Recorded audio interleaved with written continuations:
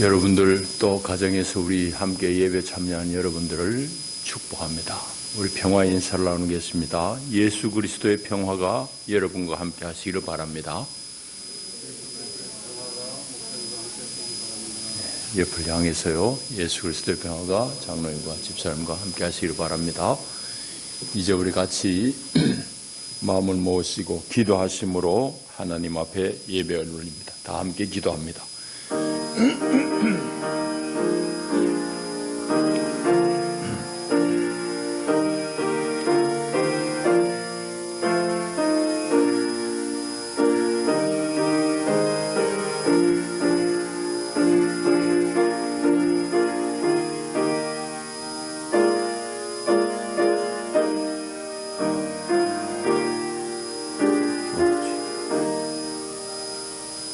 온 땅이여 하나님께 즐거운 소리를 낼지어다. 그의 이름의 영광을 찬양하고 영화롭게 찬송할지어다. 아멘. 하나님은 영이시니 예배하는 자가 영과 진리로 예배할지니라. 아멘.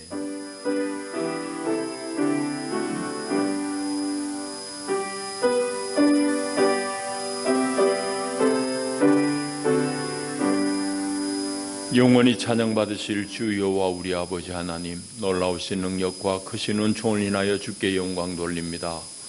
죄와 사망에서 우리를 건지신 주 예수 그리스도의 구속의 은혜를 길이길이 찬양하옵고, 오늘도 우리를 성전 삼아 우리 안에 함께 사시며 날마다 우리의 생각을 지키시고 우리의 걸음을 주께로 이끄시는 보혜사 성령의 교통하심을 찬미합니다. 복된 날 주의 백성들이 주의 앞에 다 함께 나와 우리 주를 기뻐하며 예배하나이다. 오 하나님, 우리 예배를 기쁘게 받으시옵소서. 예배하는 주의 자녀들 가운데 오늘도 예배하신 하늘의 신령한 은혜로 옷 입혀 주시옵소서. 예수님 이름으로 기원하옵나이다. 아멘. 우리 다 일어나셔서 32장 찬송 올립니다.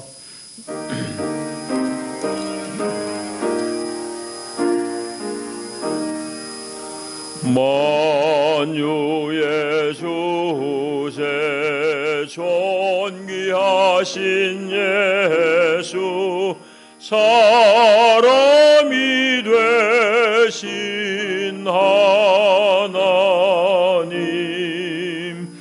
나 사모하여 영원히 섬길 내 영광 되신 주로다.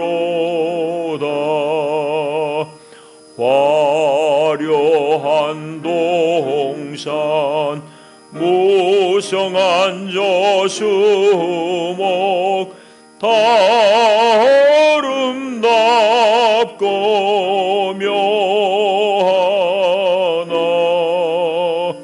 순전한 예수 더 아름다워 봄 같은 기쁨 주시네. 광명한 해와 명랑한 저 달빛 수많은 별들 빛나나 주 예수 빛은 더 찬란하여 참 비교할 수 없도다. 아멘. 우리 겸손한 마음으로 주 앞에 참회 기도를 드립니다. 하나님, 오늘도 주님 앞에 우리가 다 은혜를 입고 나옵니다.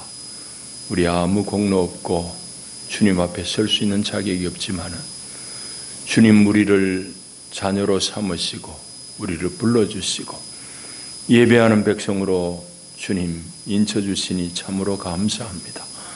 온 마음으로 주 앞에 나와 주를 예배합니다.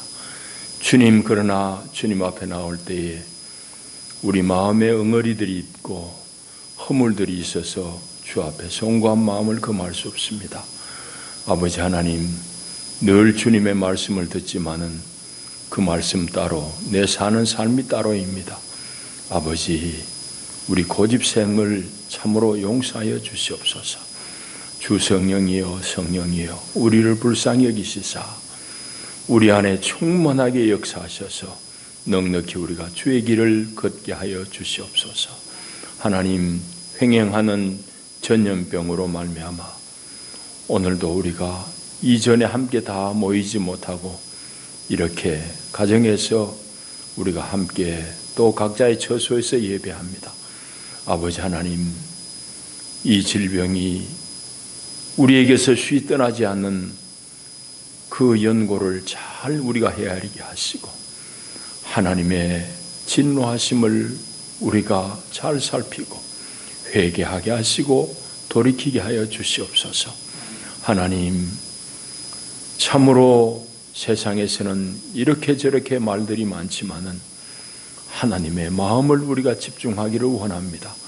하나님이여, 하나님이여 도와주시옵소서. 세상을 불쌍히 여겨주시옵소서. 하나님 없이 인간들이 마음대로 이 세상을 개발하며 경영한다고 하지만은 그 결과가 오늘 이 모양입니다. 인류에게 하나님 자비를 베푸셔서 이제 다시금 하나님을 경외하는 길을 회복하게 하여 주시옵소서. 아버지, 우리 모든 인생들의 교만과 잘못들을 주님 앞에 고백하오니 오 주여, 우리 허물들 위에 십자가의 보배는 피로 다 덮어주시고 오늘도 말씀으로 우리를 새롭게 소생시켜 주시옵소서. 이제는 하나님과 나만이 아는 은밀한 죄를 묵묵히 구하며 참회의 기도를 계속합니다. 주님.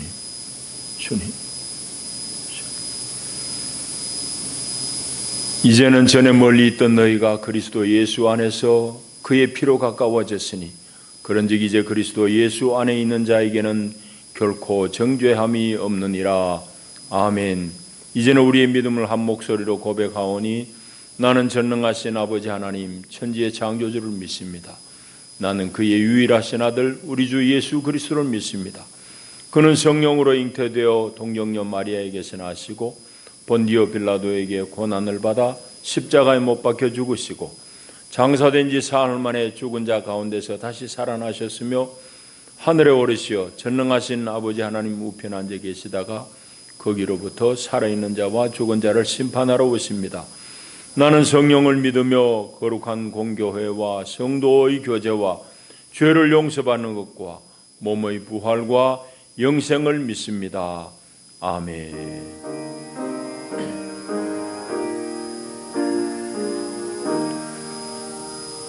123장 찬송드립니다.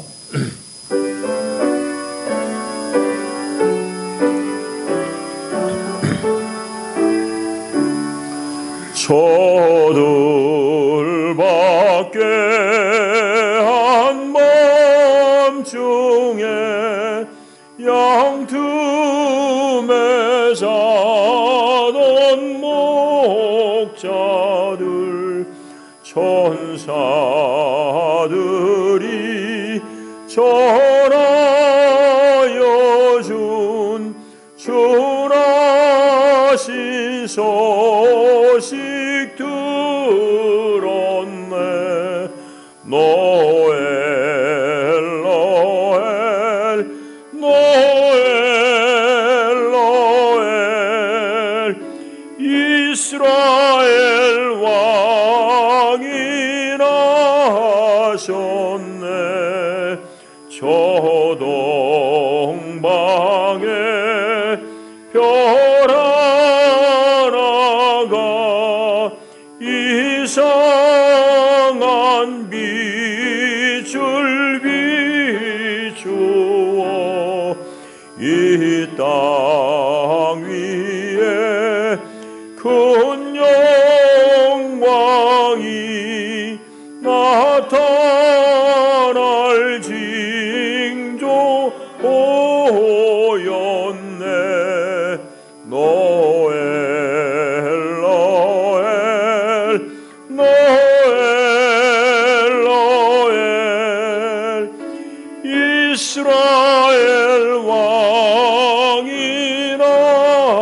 하셨네.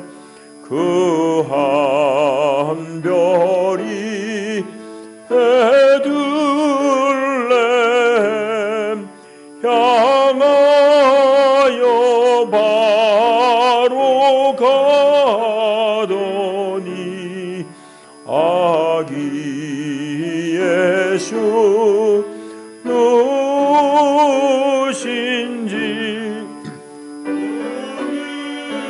예호자 멈췄네. 노엘 노엘 노엘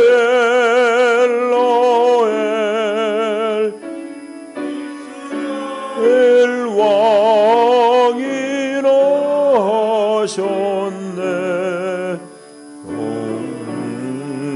동방의 박사들이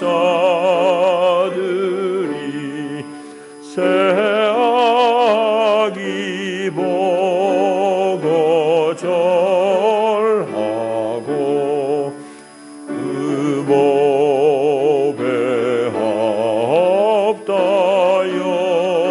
합다여러서 세 가지의 물 흐렸네. 노헬 노헬 노헬 노헬 이스라엘 왕이 나셨네. 아멘.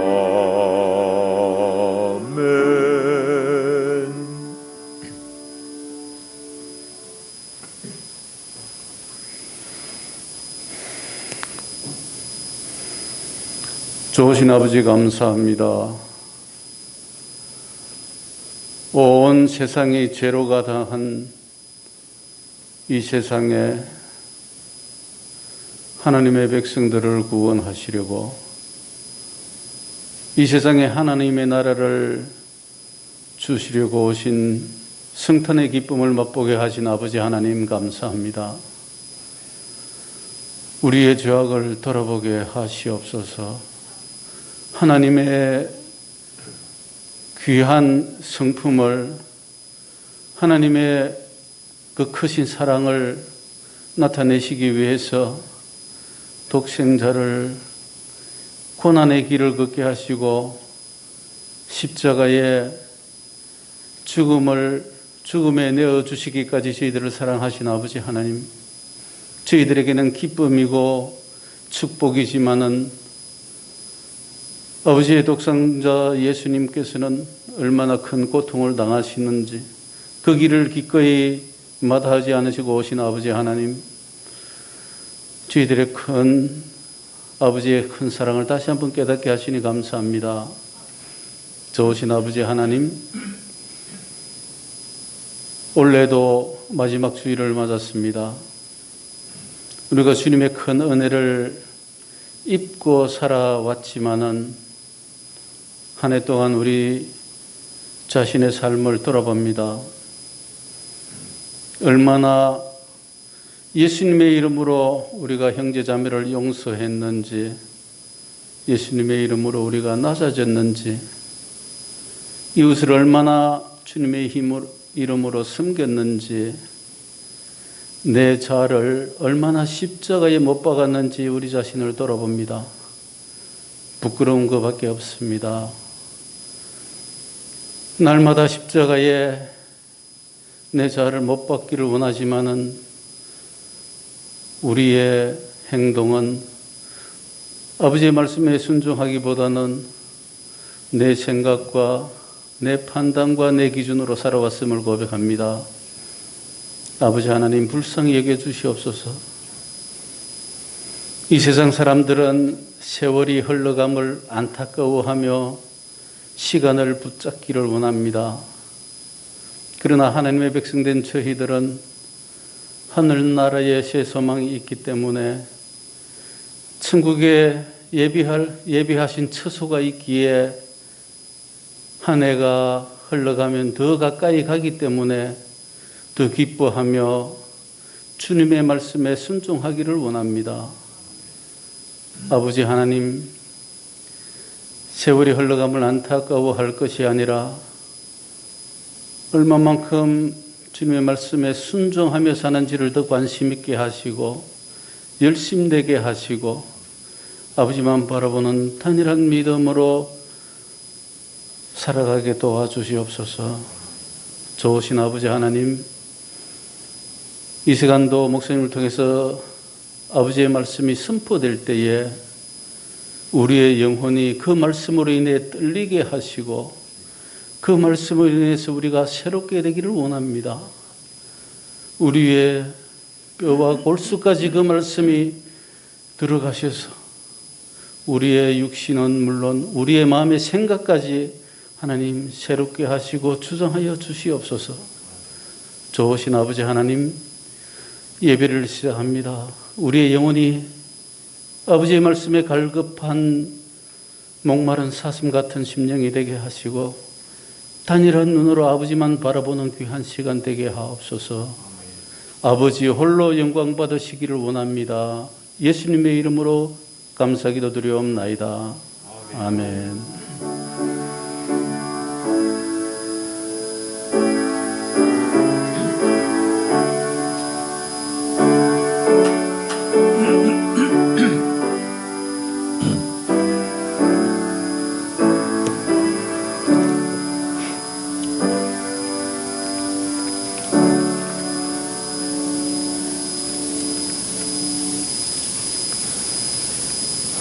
이 아침에 주신 하나님의 생명 양식은 신약 성경 마태복음 2장의 말씀입니다. 마태복음 2장 1절부터 12절까지 말씀.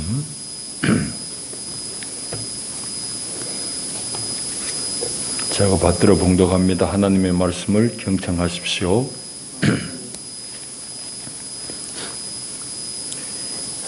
헤로드 왕 때에 예수께서 유대 베들레헴에서 나심에 동방으로부터 박사들이 예루살렘에 이르러 말하되 유대인의 왕으로 나시니가 어디 계시냐? 우리가 동방에서 그의 별을 보고 그에게 경배하러 왔노라 하니 헤로드 왕과 온 예루살렘이 듣고 소동한지라.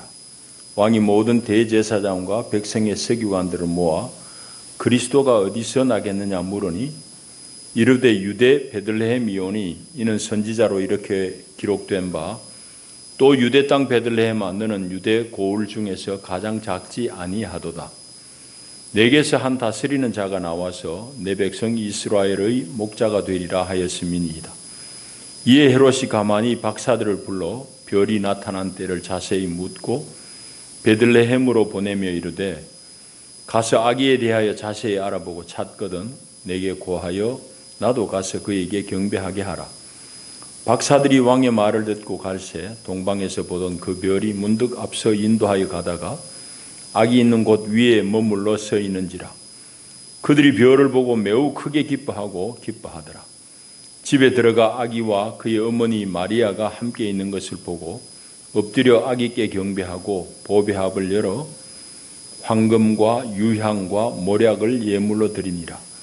그들은 꿈에 헤롯에게로 돌아가지 말라 지시하심을 받아 다른 길로 고국에 돌아가니라. 아멘. 기도하시겠습니다.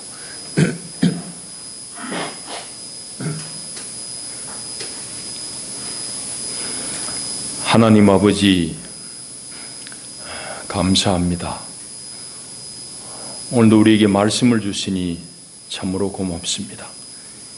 이 말씀이 우리 영의 양식으로 잘 소화가 되어서 참으로 우리가 주님 기뻐하시는 길을 잘 따르기를 원합니다.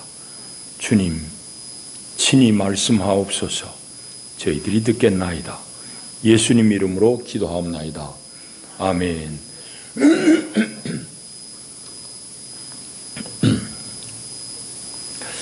오늘은 올해 마지막 주일입니다.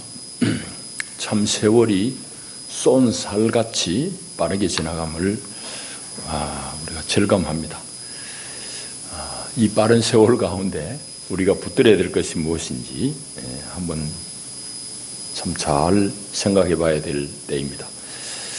변화무쌍한 세상 가운데 우리가 놓치지 말고 붙들어야 될 것이 무엇인가? 오늘 본문의 말씀, 특히 본문에 등장하는 인물들을 살피면서 이 질문에 대한 우리 하나님의 답을 좀 구하고자 합니다. 오늘 우리 읽은 내용은 여러분들이 잘 아시는 그런 내용입니다. 주일학교 때부터 동방박사 얘기는 우리가 귀에 못이 박히도록 듣고 연극도 많이 하는 소재고 하니까 우리 잘 아는 얘기죠. 동방에서부터 이제 박사들이 뭐 이상한 별을 보고는 이제 그 별을 쫓아가지고 이제 예루살렘에 도착합니다. 이 동방에서 온 박사들 여기 있는 대로 이제 별을 연구하는 사람들인데 여러분들은 아시는지 모르지만은 사실은 현대 천문학은 이 페르시아가 일찍 발전이 했습니다. 그러니까 페르시아의 천문학자로 보면 되겠습니다. 이제 유럽의 대항해 시대를 연 인물은 포르투갈의 엔히케 왕자잖아요. 그래서 포르투갈 리스본 가면은 그 항구 앞에다가 그 대항해를 기념하는 큰 조형물이 있습니다. 여러분들이 이제 사진으로도 다 보셨을 텐데, 그 대항해 시대를 연 엔히케가 있는데, 그 왕자가 결국은 대항해 아무런 지형이 안 보이는 망망대해를 항해할 수 있는 결정적인 그 항해법은 다 페르시아에서부터 가져왔습니다. 여러분 아시는 대로 나침반 같은 거, 그다음 별을 관측하는 기구들은 다 이제 아랍에서 넘어온 물품이에요. 그걸 이제 수용하고 아랍의 항해술을 배우고 그렇게 해서 이제 그분이 대항해 시대를 연 겁니다. 오늘 이제 동방의 박사들, 별을 보던 동방의 박사들은 말하자면은 그런 부류, 그런 데 종사하던 학자들이라고 우리가 추정을 해볼 수 있습니다. 이 사람들이 이상한 별의 움직임을 따라가지고 예루살렘에 와가지고는 유대인의 왕으로 나신 이가 어디서 하고 묻습니다. 그러니까 그 소문이 헤롯 귀에 들어가가지고 그냥 헤롯과 온 예루살렘이 온통 그냥 소동을 피웁니다.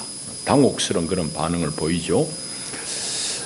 그런 중에 이제 이 박사들은 베들레헴까지 별의 안내를 받아가지고 가서 아기 예수에게 예물을 드리고 경배하고, 헤롯이 이제 자기도 경배하고 싶다고 돌아와서 어딘지 알려달라고 그러는데 꿈에 지시를 받고는 이제 다른 길로 돌아갔다는 그런 내용입니다.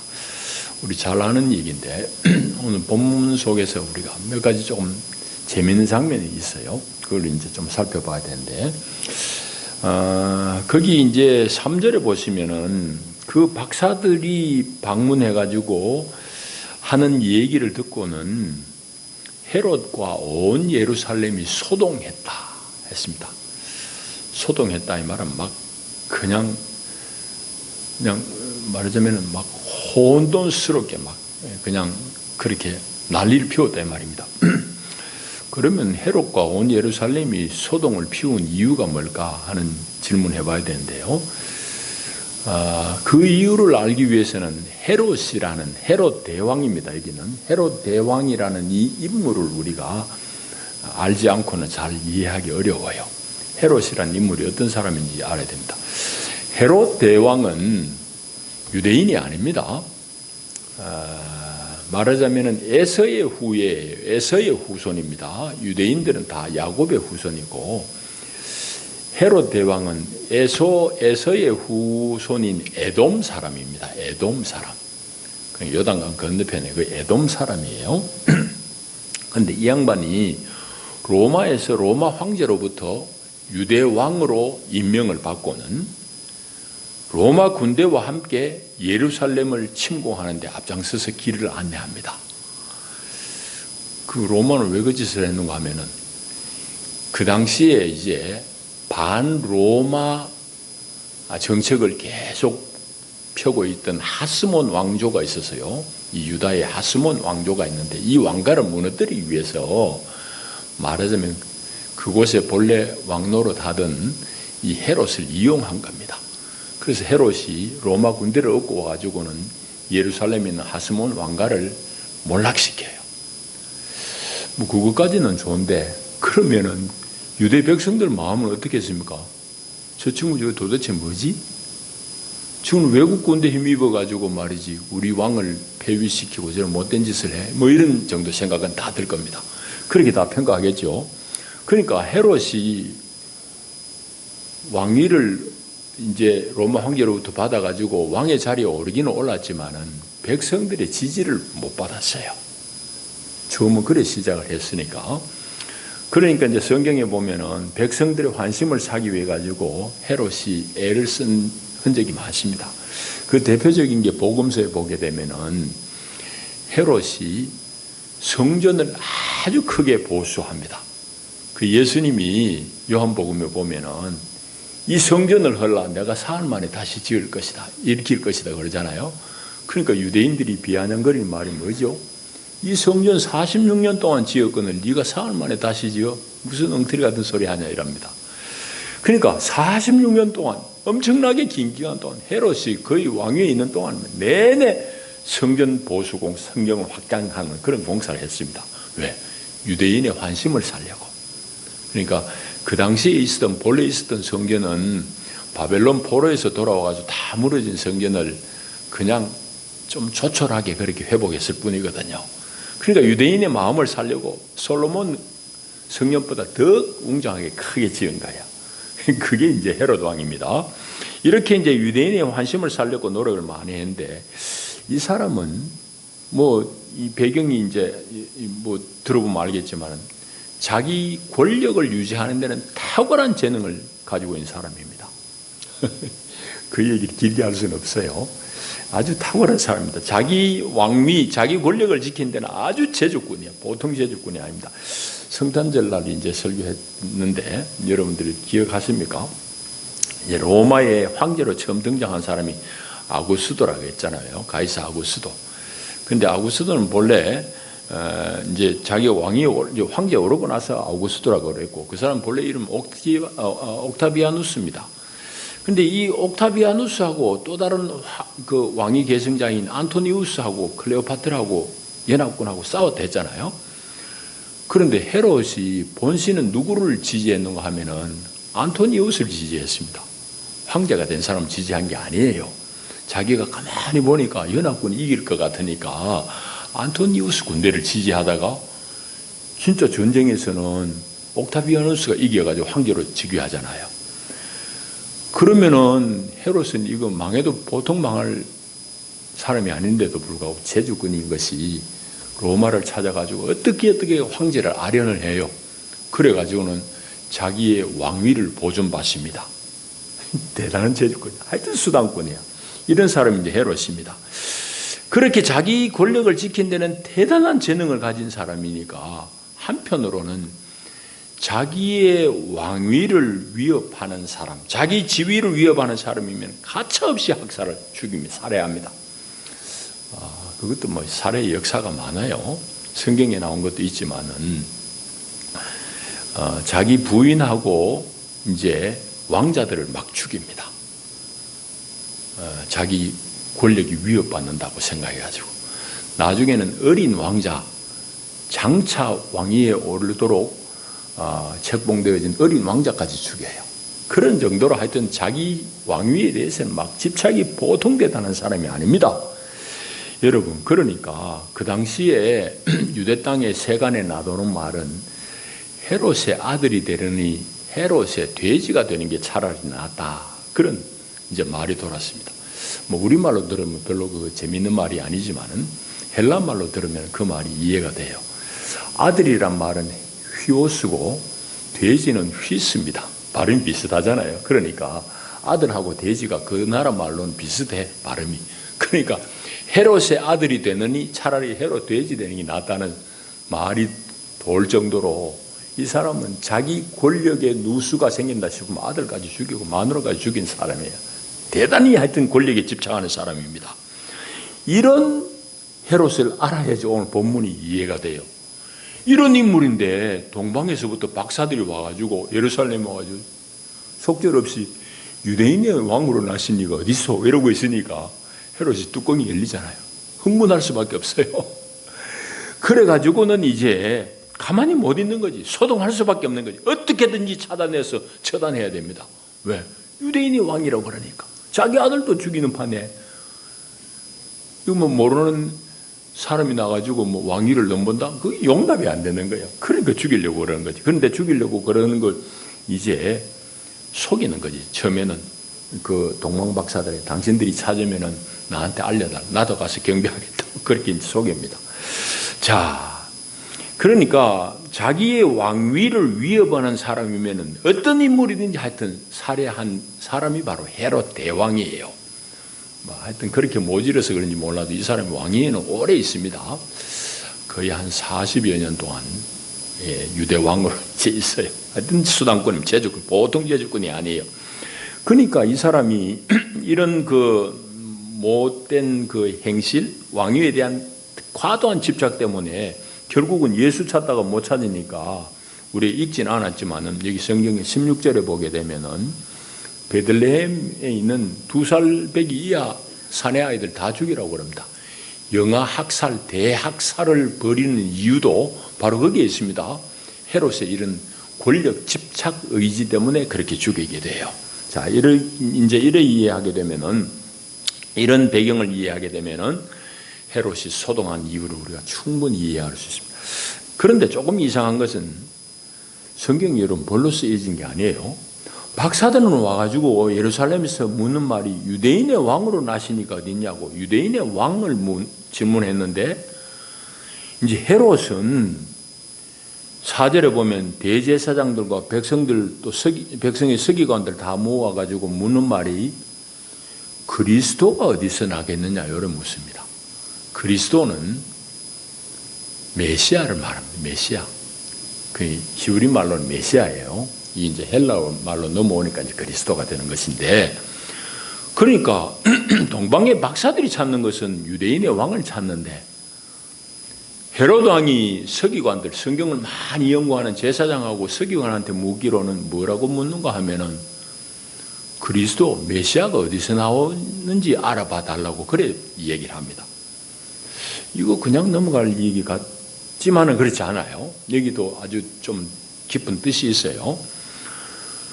이거는 말하자면 헤롯이 자기가 유대인의 왕으로 난 사람을 살해하기 위한 의도를 감추기 위한 거예요. 왜? 이 사람 왕이 될 만한 사람은 다 싹을 자르는 사람이고 소문이 다 났는데 제사장이고 서기관들한테 왕으로 난 사람 누구냐고 그래 물으면 천치 바보지. 누가 이 얘기 하겠어요? 또 비비린내 난 대학살이 일어날 텐데 그 얘기를 못하고, 그러니까 헤롯이 자기의 살해 의도를 감추기 위해 가지고 메시아가 어디 나느냐 알아봐 달라고 그럽니다. 왜? 적어도 메시아면 자기도 가서 존중하고 존경해야 될 인물이니까 내가 가서 경배하고 싶다. 그렇게 이제 둘러대는 거예요. 이해되죠? 그러니까 성경 여러분 보세요. 이 깊이 읽어볼 게 너무너무 많아요. 이제 그런 내용입니다. 그럼 말하자면은 주변의 경계심을 없애기 위한 가식이죠. 거짓말이지. 그렇게 이제 둘러대는 겁니다. 자, 또 하나 더 우리 살펴볼 게 있어요. 그래서 이제 헤롯의 명을 이제 4절에 봤잖아요. 대제사장하고 서기관들 불러 모아다가 메시아가 어디서 나겠느냐 물으니까 이 사람들은 성경에 능통한 사람입니까? 답변이 금세 나와요. 유대 베들레헴입니다. 왜냐하면은 선지자들이 예로부터 얘기하기를 이건 바로 미가 5장 2절입니다. 유대 땅 베들레헴아 너는 유대 고을 중에 가장 작지 아니한 아도다. 내게서 한 다스린 자가 나와서 내 백성 이스라엘의 목자가 되리라 한 예언이 있었기 때문에 베들레헴입니다. 이렇게 답을 해요. 정답이에요. 자, 그런데 문제는 베들레헴에서 메시아가 그리스도가 출생할 것이라고 보고하는데 정작 이 서기관하고 제사장은 알기는 알았는데 자기들이 베들레헴에 가지는 않아요. 이건 또 무슨 병고고 무슨 이유일까 하는 질문을 우리가 또 해봐야 돼요. 이것도 재미있는 대목입니다. 제가 그걸 곰곰이 생각해 보니까 두 가지 이유 외에는 다른 이유가 없어요. 왜 이 사람들은 답은 정확하게 알았는데 그럼 베들레헴에 가서 안 찾아갔느냐는 얘기죠. 왜 안 갔을까? 두 가지인데 먼저는 하나입니다. 날 곳은 베들레헴이라고 미가서에 기록이 되었지만 나는 때가 지금은 아니라고 생각했을지 모릅니다. 그 메시아가 나는 때, 그 시간은 지금이 아니라고 생각했을 수 있어요. 만일 그들이 그렇게 생각했다면 성경 계시에 대해서 부족한 거지. 계시를 다 이해하지 못한 거예요. 다른 성경들, 특히 다니엘 같은 걸 읽어보면은 이쯤인 거는 거의 확인할 수 있는 대목인데도 불구하고 하여튼 그들에게는 미가서의 이 말씀만 기억하는 그런 계시의 부족 때문입니다. 자, 다른 이유가 또 뭘까 하는 걸 생각해 봤는데 이 이유일 가능성이 대단히 농후해요. 이 사람들이 베들레헴에 메시아가 날 줄은 알았지만은 베들레헴에 가지 않았던 이유 두 번째는 제가 보기에는 이 이유일 가능성이 많은데 메시아를 위한 마음이 없어요. 그 당시에 메시아를 대망하는 그런 기다림은 많은 사람들에게 퍼져 있던 기대입니다. 왜? 로마의 압제가 너무너무 힘드니까.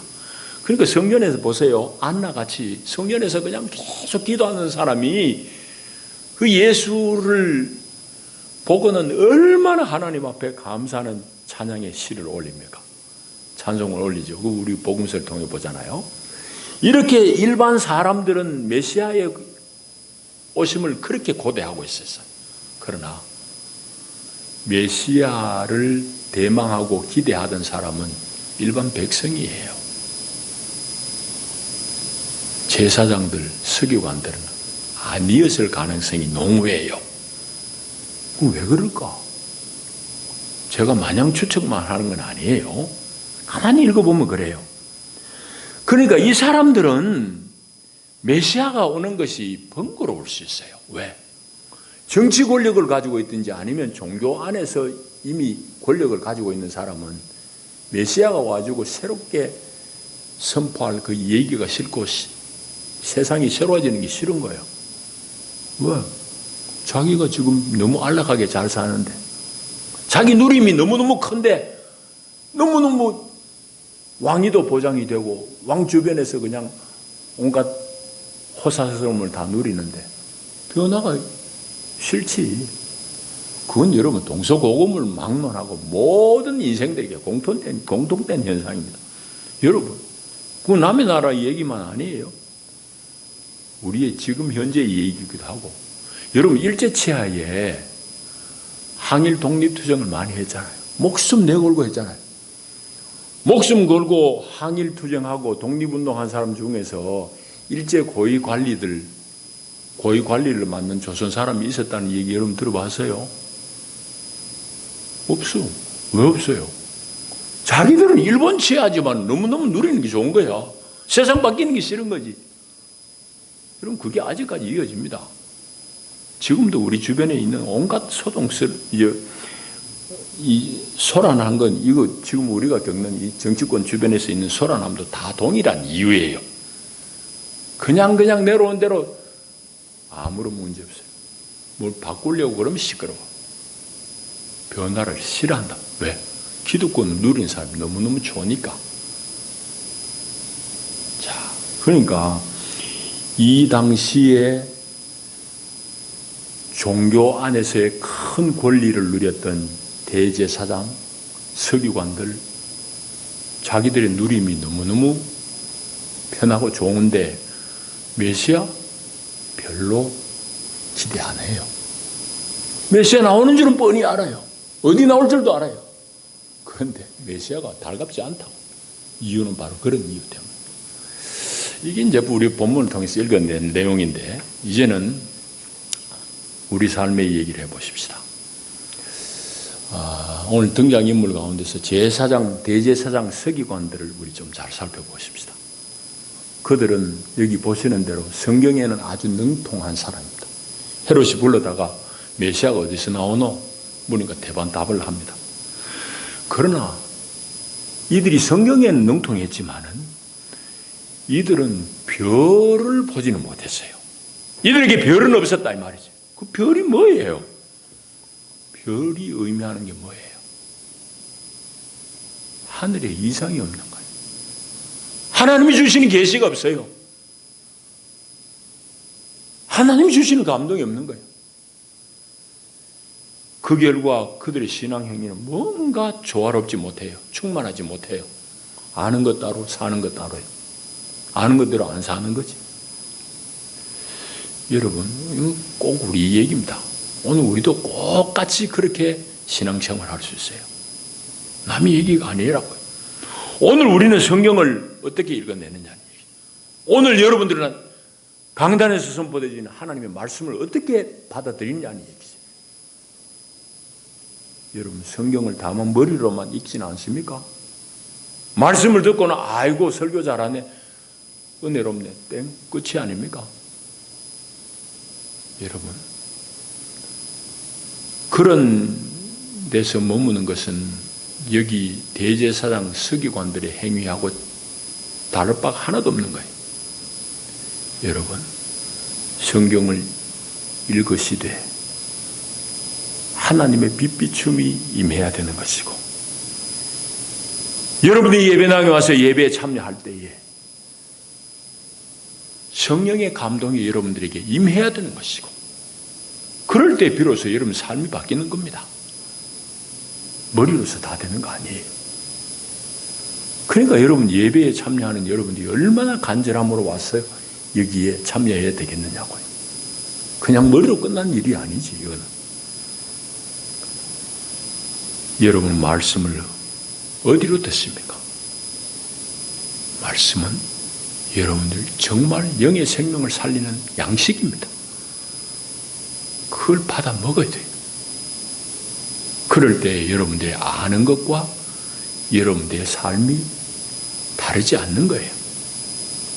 자, 그걸 살펴야 되고, 두 번째 공부하겠습니다. 오늘 우리의 신앙생활이 어떠냐 하는 얘기입니다. 나의 신앙이 결국 그리스도를 진정으로 고대하는 종말을 기대하는 종말론적인 신앙이냐, 종말적인 신앙이냐, 그 질문을 오늘 우리에게 던지는 겁니다. 만일 내가 그리스도의 다시 오심을 정말 고대하고 내 삶의 모든 여건과 환경들 뛰어넘어서 결국 그리스도 앞에 내가 어떤 평가를 받을 것인가, 그것을 여러분들이 정말 염두에 두고 있다고 할진데, 여러분들에게 지금 가장 시급하게 여러분들이 행해야 될 일은 오늘 본문을 통해서 주님을 경배하는 일임을 확인하고 실행해야 됩니다. 여러분, 이 학자들, 서기관들은 유대인의 왕으로 오실 메시아가 어디서 날지 다 아는 사람들이에요. 그런데 이 사람들은 별로 고대함이 없어요. 그 이유는 자기들의 현재의 삶이 너무 안락하기 때문에. 종교 권력 안에서 누리는 향유하는 권력이 너무너무 크기 때문에. 헤롯 주변에서 세상의 권력을 쥐고 있는 사람들의 그 향유하는 권력이 너무너무 좋기 때문에 그들은 말로는 메시아 기대, 속으로는 노. 여러분, 오늘 우리의 신앙은 어디에 있냐는 얘기죠.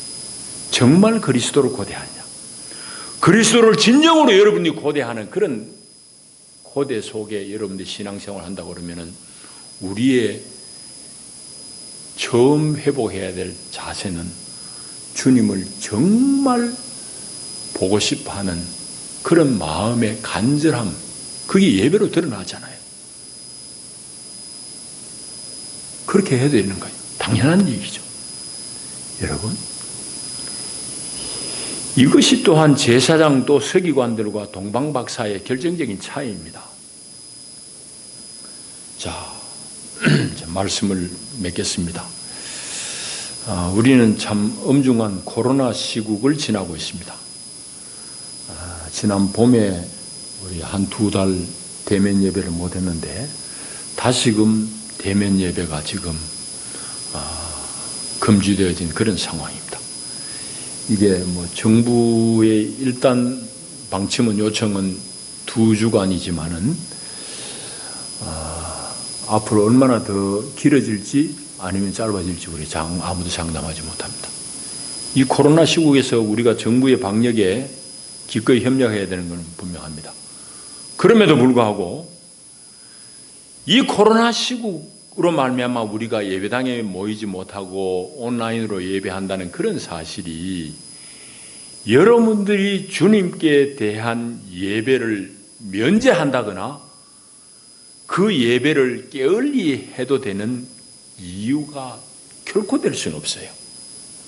코로나 시국이 여러분들이 예배를 감해주거나 예배를 면해주는 이유가 전혀 되지 않는다고요. 오히려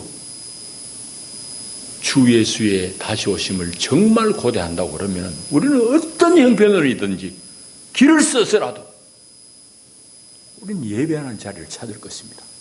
그리고 예배할 것입니다. 여러분, 그러니까 제가 종종 말씀드렸듯이 이 코로나 사태는 한편으로는 우리 믿음을 시험하는 그런 시험이에요. 여러분, 중심을 잘 잡으시기 바랍니다. 중심을 잘 잡아야 돼요. 하면 넘어집니다. 그냥 태풍이 불고 있는 거거든. 우리 믿음 앞에 태풍이 불고 있는 거예요. 여러분, 세상이 얼마나 지금 혼돈스럽고 그런지 몰라요. 정신 바짝 차려요. 여러분, 지금 백신만 해도 그래요.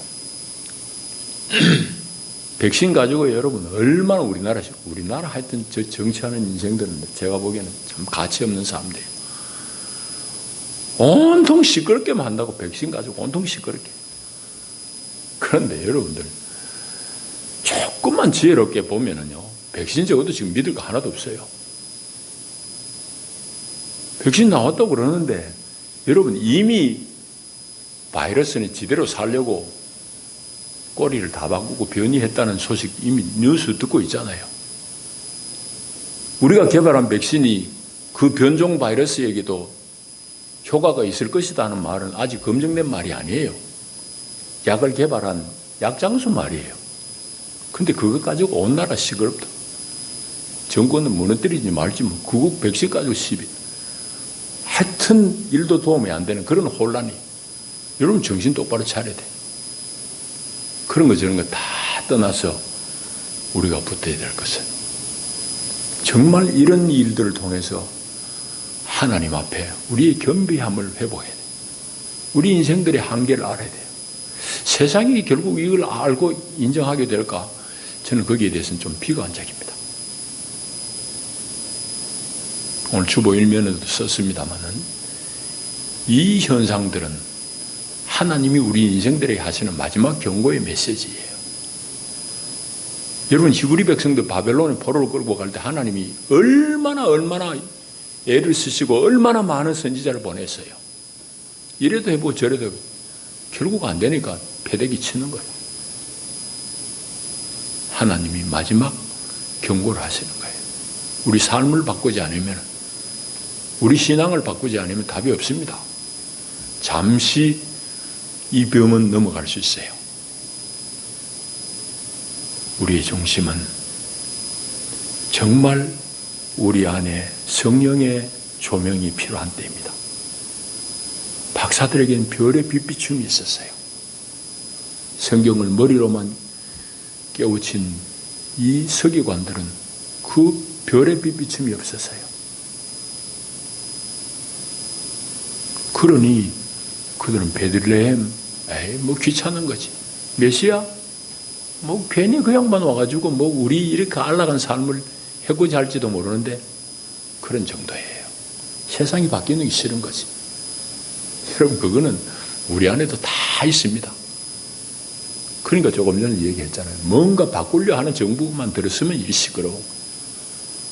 인생의 본질이 우리가 말씀 앞에 얼마나 내 자신을 기꺼이 내려놓고 그 말씀 앞에 내 자신을 던질 수 있느냐. 그런 질문에 우리가 긍정적으로 화답한다고 그러면은 우리의 제일 먼저 시급하게 회복되어야 될 문제가 바로 이 경배, 예배하는 이 문제라고. 기도하십시다. 하나님 아버지 은혜와 사랑이 큽니다. 오늘도 우리를 부르시고 주님 말씀하시니 고맙습니다. 하나님 들은 말씀으로 우리가 참으로 하나님을 온전히 경배하며 하나님의 거룩하신 통치를 고대하는 하나님의 사람들로 세워주시옵소서. 예수님 이름으로 기도하옵나이다. 아멘. 453장 찬송하시면서 예물 봉헌하겠습니다.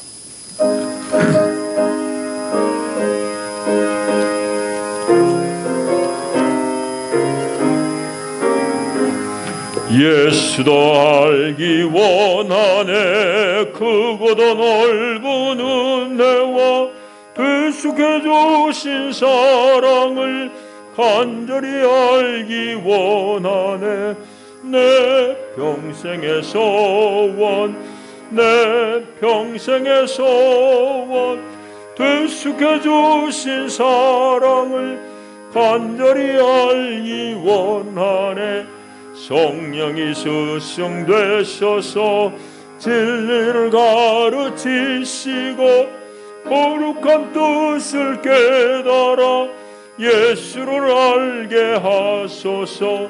내 평생의 소원, 내 평생의 소원,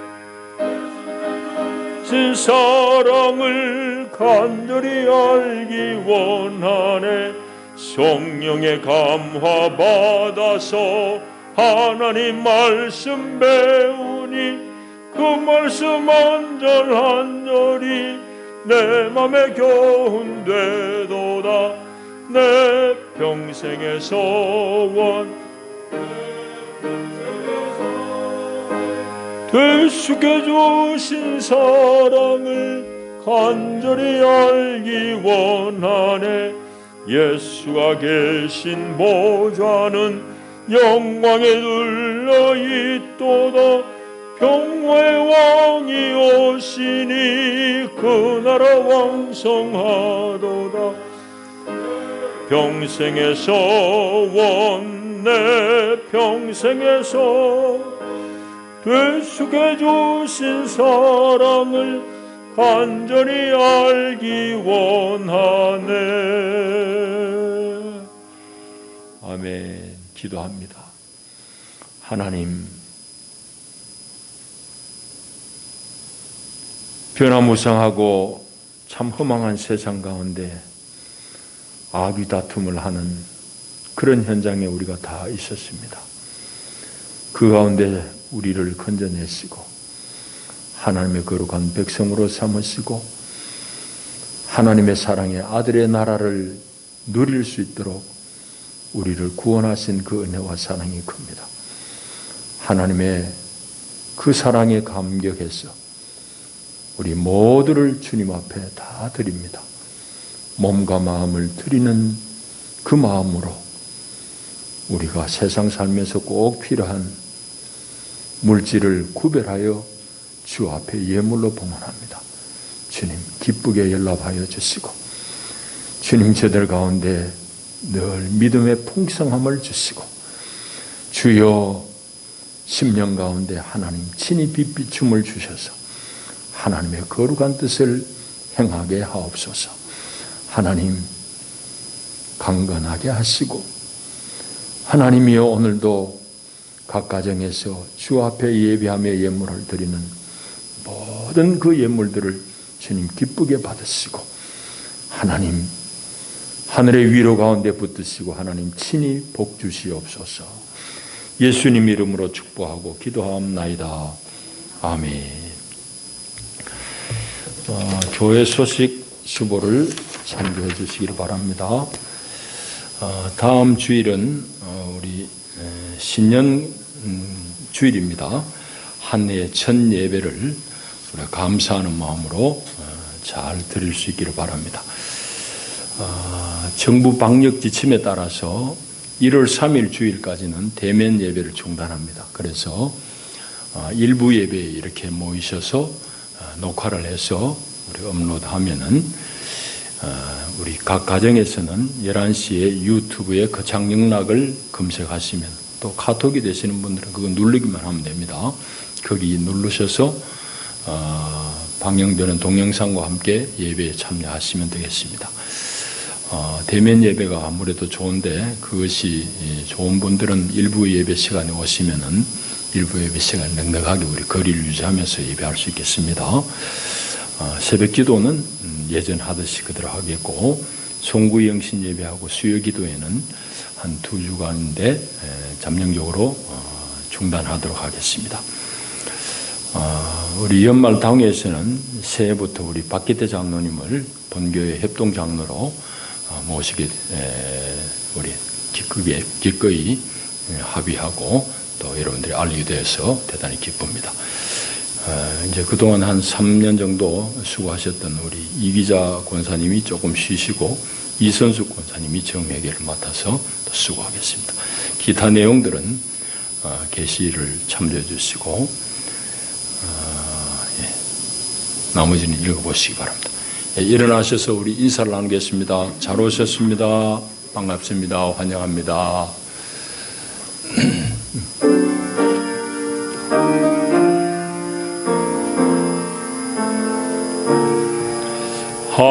하늘에 계신 아버지,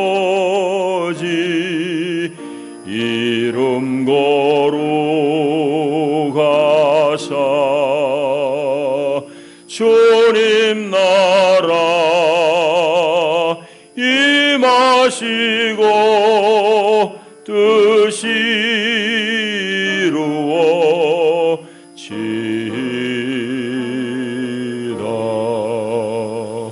일용할 양식 주시고 우리들의 큰 죄 다 용서하옵시고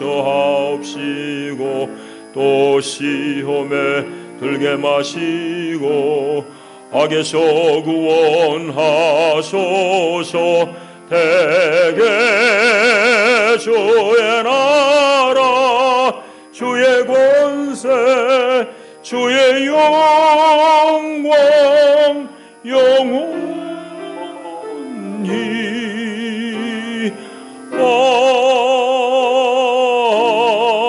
아멘.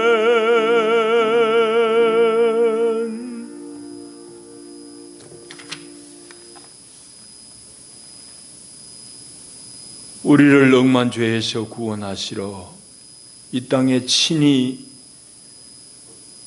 낮은 자리로 오신 주 예수 그리스도의 은혜와 하나님 우리 아버지의 만극하신 사랑과 보혜사 성령의 위로하시고 격려하시고 일으키시는 교통의 은혜가